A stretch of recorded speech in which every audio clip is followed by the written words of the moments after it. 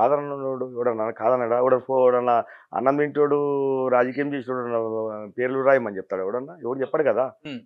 దానికి నేను ఎప్పుడు ఆ విషయంలో ఎప్పుడు అనలేదు. మైపాల్ రెడ్డి గారు ఎమ్మెల్యే అన్నదాన్ని మీరు యాక్సెప్ట్ చేస్తున్నారా చేయట్లేదు? ఏమన్నా నేను ఇందాక నేను చెప్పింది క్లారిటీగా చెప్పిన దేనికి చెప్పినా నేను పెద్ద నేను క్లారిటీ చెప్పిన నా కాంగ్రెస్ పార్టీ కార్యకర్తలు ఎవరైనా వాళ్ళకి నేనే ఎమ్మెల్యేనా. అట్లా ఉండదు కదా రాజ్యాంగంలో, గెలిచిన వాళ్ళకే అధికారాలు ఉంటాయి కదా. ఎవరు నేను చెయ్యమని అంటున్నా, నేను కాదనట్లేదు కదా. కానీ నేను ఏమంటున్నా, కాంగ్రెస్ పార్టీలకు నువ్వు వచ్చినా అంటున్నావు కాబట్టి కాంగ్రెస్ కార్యకర్తలకు అయితే ఇంటిమేట్ చేయాలి కదా, సమన్వయం చేసుకోవాలి కదా. వాళ్ళు రేపు పొద్దుగా గెలవాలనుకుంటారు కదా. స్థానిక సభలో మాకు కూడా ఆశ ఉంటుంది కదా.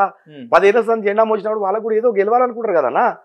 మనం ఎందుకు పిలువమంటారా? బీఆర్ఎస్ వాళ్ళు ఎందుకు ఉంటున్నారు, కాంగ్రెస్ వాళ్ళు ఎందుకు పిలుస్తలేవు అని అడుగుతున్నాను నేను. మైపాల్ గారు వెంట వచ్చే వాళ్ళంతా బీఆర్ఎస్ వాళ్ళేనా, కాంగ్రెస్ లేరా? కాంగ్రెస్ ఏ ఫోటో చూసుకో, ఏ వీడియో చూసుకో, ఏ పత్రికలలో చూసుకో, ఈ ఇనాగ్రేషన్ చూసుకో, ఈయన ప్రభుత్వం నుంచి వచ్చినటువంటి ఏ చెక్కులు, కళ్యాణ లక్ష్మి చెక్కులు చూసుకో, సీఎం రిలీఫ్ ఫండ్ చెక్కులు చూసుకో, అన్నిట్లో బీఆర్ఎస్ వాళ్ళు తప్ప నీ కాంగ్రెస్ వాడు ఒక లేడు. మరి హైకమాండ్ ఏం చేస్తున్నట్టు అదే చెప్పినా కదా నేను. 2 నెలల కింద పోయి పార్టీని ప్రాబ్లం చేస్తున్నాడు, పార్టీ మొత్తం నిర్వీర్యం చేసే పరిస్థితి. దీని వల్ల పార్టీ బలోపేతం అయ్యేది కాదు, నిర్వీర్యం అవుతున్నది. దీన్ని వెంటనే దీన్ని ఏదో ఒకటి మాట్లాడండి, సాల్వ్ చేయండి అని చెప్పి నేను కూడా చెప్పొచ్చిన కదా. టీవీలలో కూడా వచ్చింది కదా. అంటే మీకు సొల్యూషన్ అంటే ఏ రకమైన సొల్యూషన్ కావాలి? సొల్యూషన్ ఏదైనా అధిష్టానం పిలిచి ఏం మాట్లాడుతుందో వేసి చూడాలి కదా. మనం కూడా చెప్పినాము, ఇప్పుడు కమిటీ వేసిరు, కమిటీ వస్తుంది, కమిటీ ఇక్కడ వివరాలు అన్ని తీసుకుంటుంది, ఏం జరుగుతుందో మొత్తం రిపోర్ట్ రాస్తుంది. రిపోర్ట్ రాసి ఇచ్చిన తర్వాత అధిష్టానం పిలిచి ఏ మాదిరిగా మా అందరినీ సమన్వయం చేస్తూ చూద్దాం.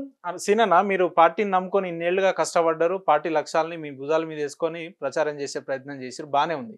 మీరు చెప్తున్నట్టు ఇప్పుడు ఒక హైకమాండ్ నిర్ణయం వస్తుంది, ఎమ్మెల్యే గారిని వారి పని వాళ్ళు చేయనియాలి, మీరు దయచేసి ఇబ్బంది పట్టొద్దు అని చెప్పి హైకమాండ్ మిమ్మల్ని మందలిస్తే మీ పరిస్థితి ఏంది? అట్లా చెప్తుందని నా కాంగ్రెస్ పార్టీ నాకు అట్లా చెప్తుందని అనుకోను. ఎందుకంటే కాంగ్రెస్ పార్టీ ఎప్పుడు కూడా కార్యకర్త పక్కనే నిలబడదు. కాంగ్రెస్ పార్టీ ఎప్పుడేదో ఇట్లాంటి వాళ్ళు వచ్చిపోయేటోళ్ళ గురించి కాంగ్రెస్ పార్టీ ఎప్పుడు స్టాండ్ తీసుకుంటుంది నాకు తెలిసి.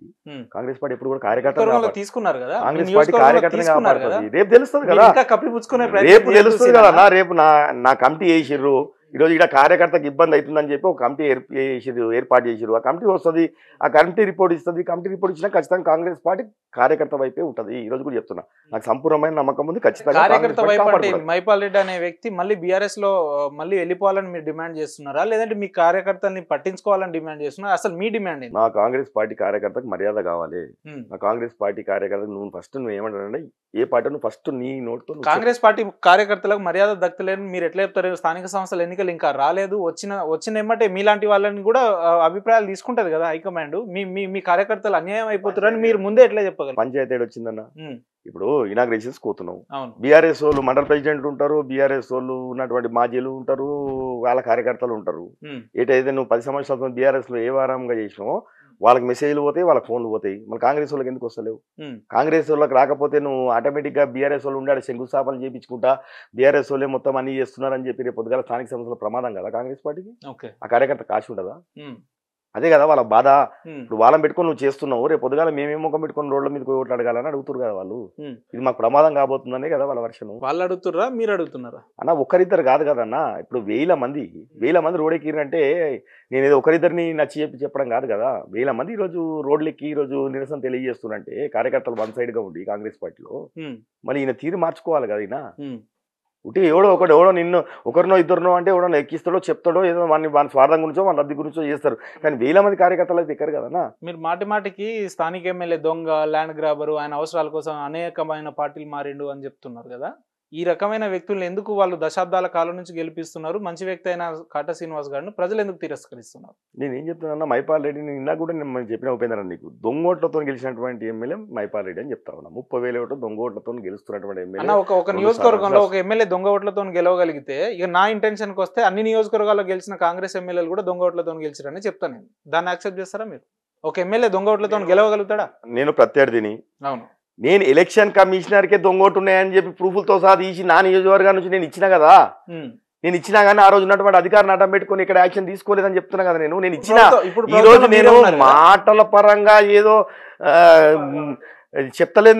నేను స్వయంగా ఆన్ రికార్డులో నేను కంప్లైంట్ ఎలక్షన్ కమిషనర్ గారికి మొత్తము ప్రూఫ్లతో సహా తీసి ఇన్ని దొంగోట్లు ఉన్నాయి, ఈ పరిస్థితి ఉంది, దీన్ని తొలగించండి అని చెప్పి నేను ఇచ్చిన, నా దగ్గర ఇప్పుడు కూడా ఉంది అంటున్నా. మైపాల్ రెడ్డి గారు నాకు స్ట్రేట్ ఆన్సర్ ఇవ్వండి. మైపాల్ రెడ్డి అనే వ్యక్తి దొంగోట్లతో గెలిచిండా? దొంగోట్లతో గెలిచిన ఎమ్మెల్యే అని ఇప్పుడు కాదన్నా 10 సార్లు చెప్పిన. నేను 10 సార్లు చెప్పారు కదా. ఇప్పుడు ప్రభుత్వంలో మీరే ఉన్నారు, ఎలక్షన్ కమిషన్ మీ చేతిలోనే ఉంది, హైకోర్టు మీరు ఆశ్రయించవచ్చు కదా. ఆ ఎమ్మెల్యేని సస్పెండ్ చేయించి మళ్ళీ ఎలక్షన్. నేను కోర్టుకి వెళ్ళినా కదన్నా, నేను కోర్టుకి వెళ్ళినా, పెండింగ్ లో ఉంది కదా కోర్టులో.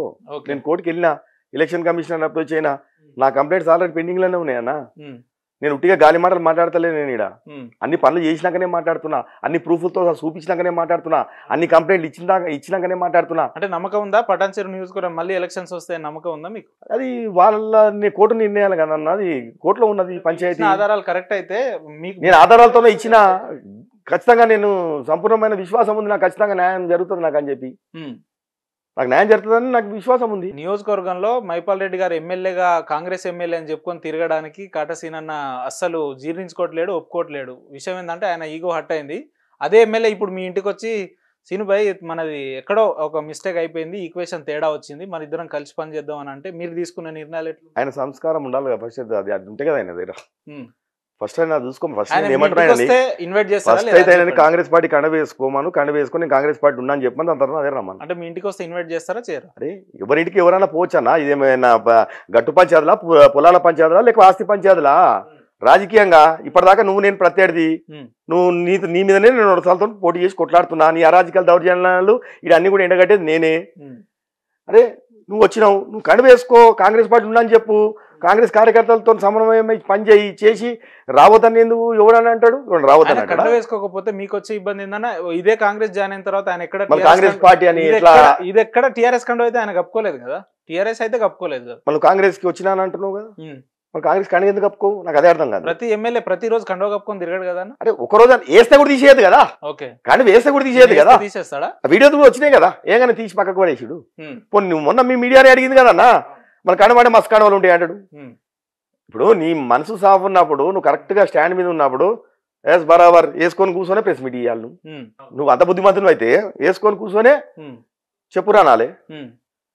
నువ్వు వేస్తే కార్యకర్తలు వేసినా తీసి పక్క కూడా వేస్తున్నావు కడవ అన్న. మీకు కండువా వేయడం, ఫోటోలు పెట్టడం ఇవి ఇంపార్టెంటా, నియోజకవర్గ అభివృద్ధి చెందడం ఇంపార్టెంటా అంటే ఏం చెప్తారు మీరు? నేను ఏమంటున్నా, కండవా అనేది ఇంపార్టెంట్ అనేది అన్నట్లే, అది కూడా ఒక భాగమే అంటున్నా. నువ్వు కాంగ్రెస్ పార్టీ ఎమ్మెల్యే అయినప్పుడు కాంగ్రెస్ కార్యకర్తలను పెట్టుకొని ఆ కండవ వేసుకొని నువ్వు అక్కడ శంకుస్థాపన చేసినా, లేకపోతే ఆ కాంగ్రెస్ పార్టీ కార్యకర్తలను పెట్టుకుని అక్కడ తిరిగినా రేపు కాంగ్రెస్ పార్టీ డెవలప్ అవుతుంది అని అంటున్నాను.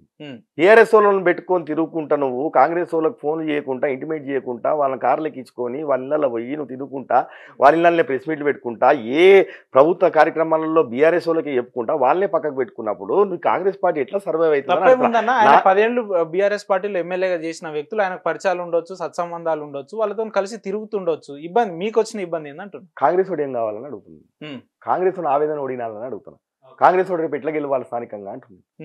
అదే కదా ప్రాబ్లము.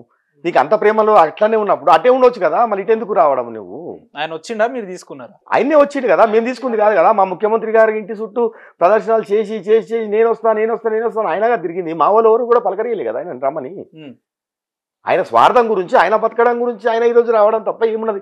ఆయన ఎప్పుడన్నా నిలబడి కొట్లాడతాడు. నేను చెప్తున్నా కదా, ఇప్పటికీ 5-6 పార్టీల పేర్లు చెప్పిన, అన్ని పార్టీలు ఎంక్వైరీ చేసుకోండి. మీరు రూలింగ్ లేదు, రూలింగ్ ఎక్కడ ఉంటే అక్కడ ఎక్కడ తెలియకుంటే అక్కడ అదేందన్నా ఇదేం కాన్సెప్ట్ అడగాలి. ఆయన నువ్వు పోయి మైక్ పెట్టి ఏమన్నా నువ్వు ఒక దగ్గర నిలకడ ఎందుకు ఉండవు, నువ్వు మన నిలకడ ఉండాలి కదా అని చెప్పి నువ్వు అడగాలి.